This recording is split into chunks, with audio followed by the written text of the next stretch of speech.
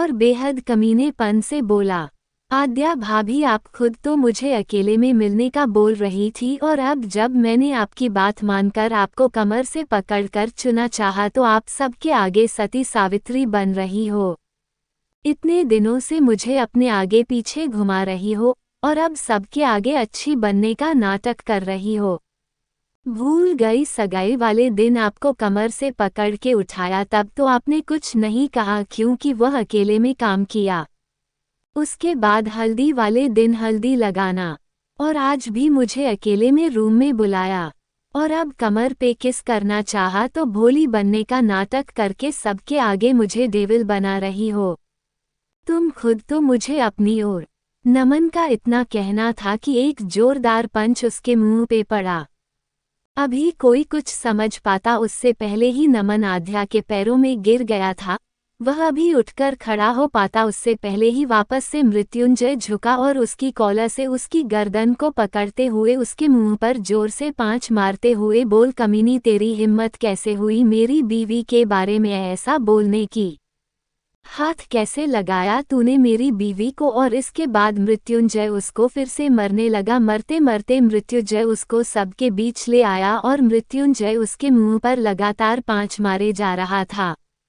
नमन अपने आप को बचाने की बहुत कोशिश कर रहा था लेकिन जय उसको बचने का बिल्कुल भी मौका नहीं दे रहा था। जय इतनी बुरी तरीके से मार रहा था कि आसपास वाले सभी लोग नमन की सुताई होते देखा अंदर ही अंदर कांपने लगे और जो लोग अभी शादी में आए हुए थे और थोड़ा बहुत भी लड़कियों को फ्लर्ट की नज़र से देख रहे थे वह अपने आप ही अंदर घबरा कर बोले, अच्छा हुआ हम मृत्युंजय की बीवी और बहन से दूर है वरना तो हमारा भी वही हाल होता जो इसका तारांकन नमन का हो रहा है। दूसरी तरफ मृत्युंजय ने अपनी हाथों की पकड़ अभी भी उस नमन की गर्दन पे कसी हुई थी।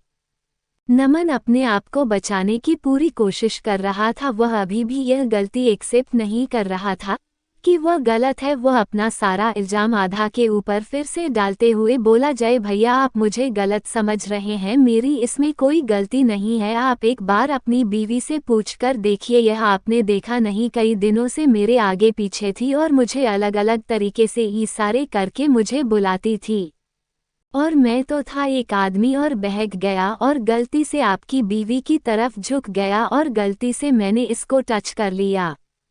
नमन का इतना कहना था कि मृत्युंजय का गुस्सा फूट पड़ा। अब तो उसने आसपास कुछ भी नहीं देखा। मृत्युंजय उसको चेहरे पर लगातार मारे जा रहा था। मृत्युंजय अब इतनी बुरी तरीके से नमन को मार रहा था कि नमन की बीवी भागते हुए आई और हाथ जोड़कर बोली, प्लीज जय भैया मैं माफ़ी मांगती हूँ उनकी तरफ से, प्लीज इनको माफ़ कर दीजिए, छोड़ दीजिए इनको। लेकिन मृत्युंजय पर तो कोई असर नहीं हो रहा था नैना की बातों का। वह तो लगातार उसको लात और घुसे से मारे जा रहा था।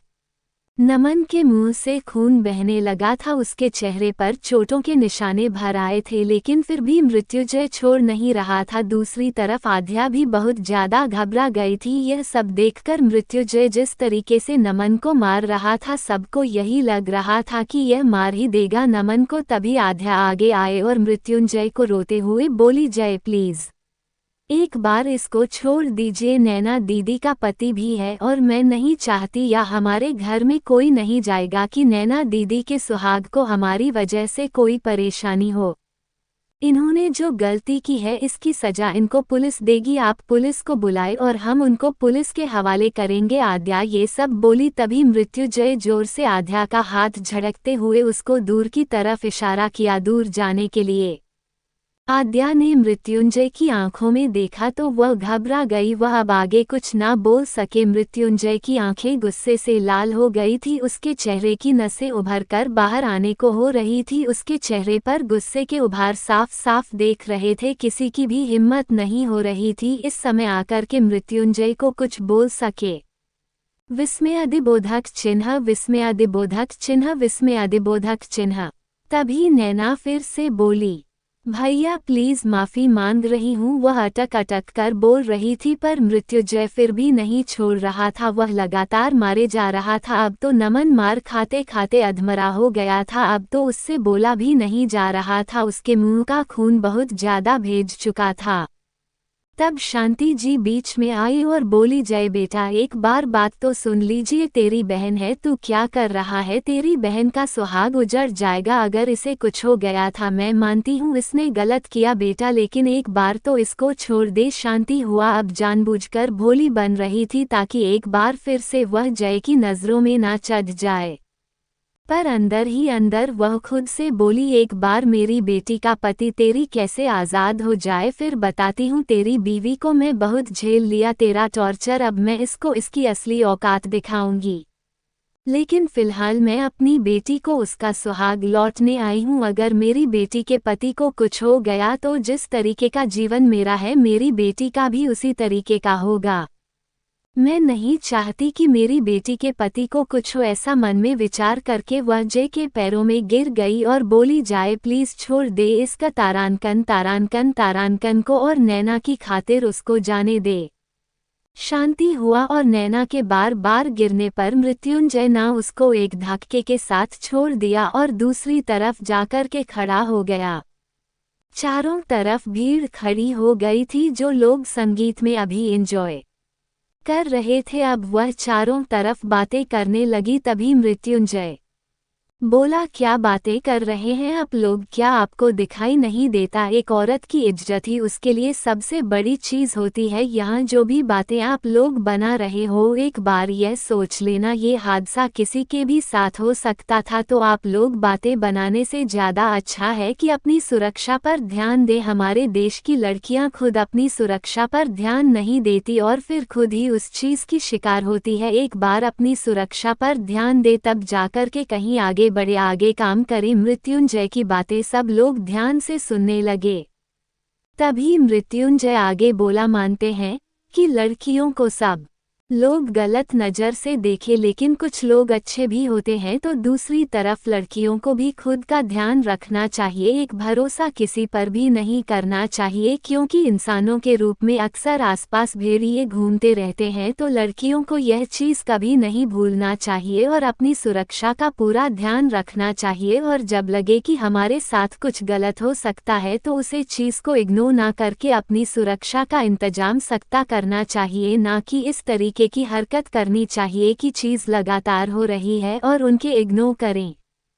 मुझे लगता है अब आप लोगों को समझ में आ गया होगा कि यहाँ जो सीन क्रिएट हुआ है उस पर चर्चा ना करके आगे अपने साथ ऐसा कुछ ना हो, उसे चीज़ के बारे में सोचा जाए। और आगे आज जो हुआ है, मैं उम्मीद करता हूँ कि मेरी बहन की शादी के फंक्शन में किसी तरह का कोई असर नहीं पड़ेगा, क्योंकि एक औरत की इज्जत और एक लड़की की इज्जत का सवाल है। तो मैं नहीं चाहता कि इस घटना का फिर से जिक्र हो, और मैं उम्मीद करता हूँ कि कल शादी का फंक्शन है तो सब लोग शादी अच्छे से एंजॉय करें, ना कि इस घटना के बारे में चर्चा करें।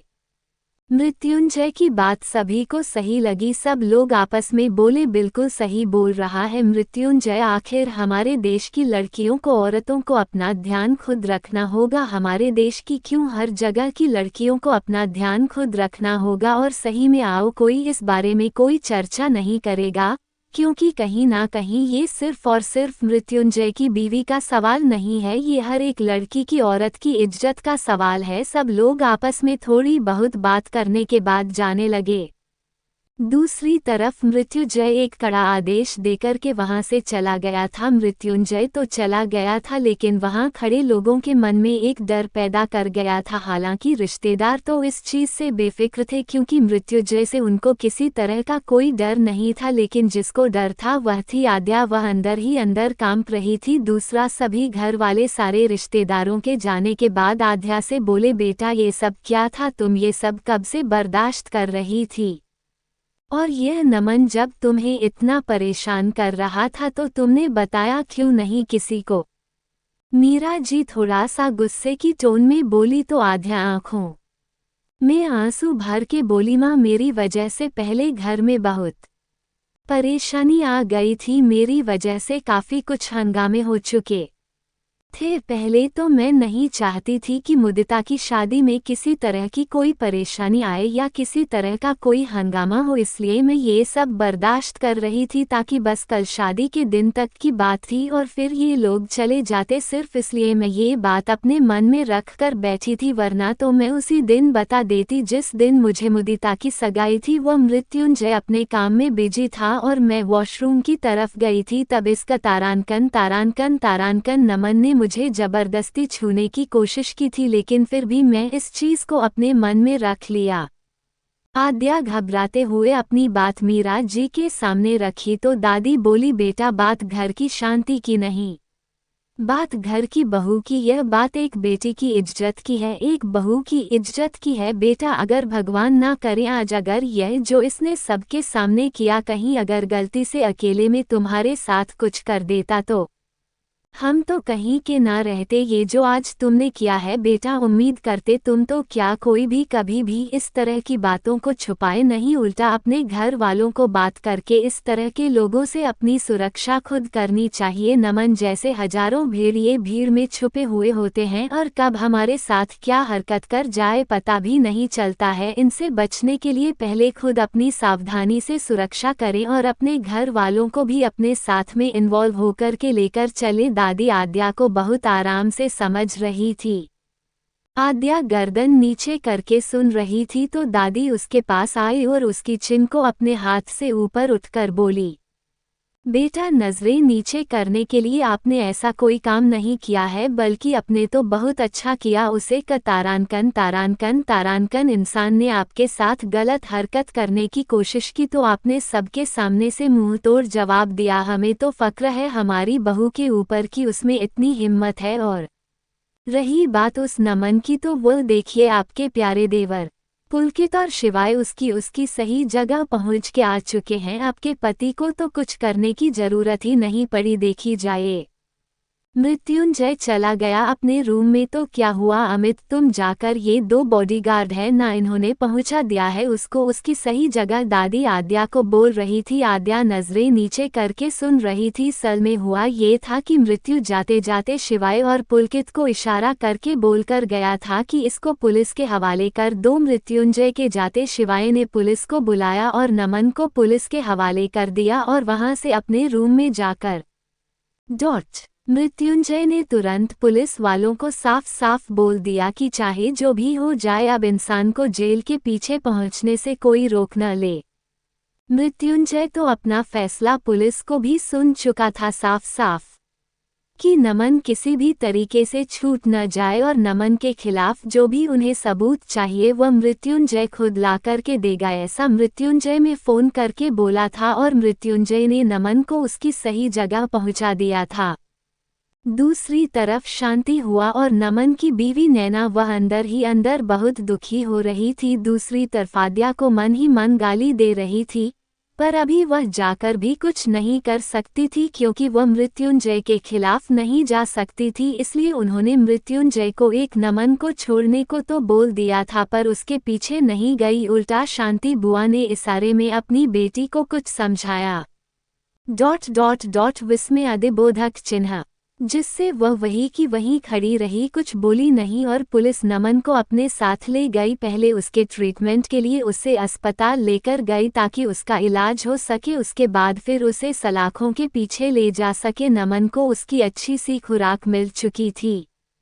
मृत्युंजय के हाथों शांति बुआ और नैना भी अंदर से परेशान थी, लेकिन बाहर दिखावे के लिए चुपचाप अपने रूम में आ गई थी। और माया चाची वह तो इस ड्रामे को देखकर अंदर अंदर इतनी जल भून गई थी, वह कैसे भी करके आद्या को इस घर से भगा देना चाहती थी, पर अभी वह मौके की तलाश में थी कि एक मौका मिल जाए और इस आद्या का राज इस घर से खत्म कर दे। तीनों लोग अपने अपने हिसाब से आद्या को भगाने का प्लान बना रहे थे। दूसरी तरफ आद्या और उसके घर वाले भी आद्या को समझा करके चले गए थे।